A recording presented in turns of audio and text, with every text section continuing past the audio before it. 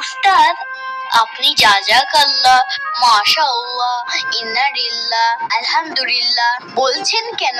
ও এই কথা। শোনো বাচ্চারা, কেউ কিছু উপহার দিলে তাকে বলতে হয় জাযাকাল্লাহ। কোনো ভালো খবর শুনলে বলতে হয় আলহামদুলিল্লাহ। কারো কাছ থেকে খুশির খবর শুনলে মাশাআল্লাহ বলতে হয়। দুঃখের খবর শুনলে বলতে হয় ইন্নালিল্লাহ। এগুলো বলা রাসূলুল্লাহ সাল্লাল্লাহু আলাইহি ওয়াসাল্লামের শিখানো সুন্নাহ, যা আমাদের সকলের শেখা উচিত।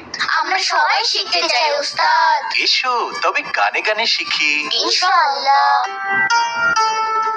আনন্দ সুখবর ভালো কিছু শুনলে বলতে হবে আলহামদুলিল্লাহ।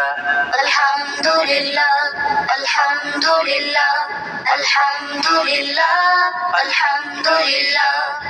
আল্লাহর কুদরত দেখলে বা শুনলে বলতে হবে সুবহানাল্লাহ। সুবহানাল্লাহ, সুবহানাল্লাহ, সুবহানাল্লাহ, সুবহানাল্লাহ। ভবিষ্যতে কিছু করতে চাই, কিছু বলতে চাই, কোথাও যেতে চাই, তার আগে বলবে ইনশাআল্লাহ। পাপের অনুশোচনা করলে আমাদের বলতে হবে আস্তাগফিরুল্লাহ।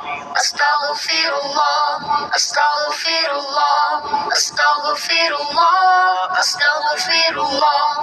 কারো সাফল্যের ভালো কিছু শুনলে বলতে হবে মাশাআল্লাহ।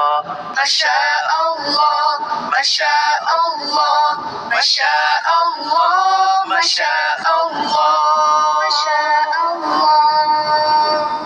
কেউ যদি দেয় উপহার, করে উপকার, তাকে ধন্যবাদ জানাতে বলবে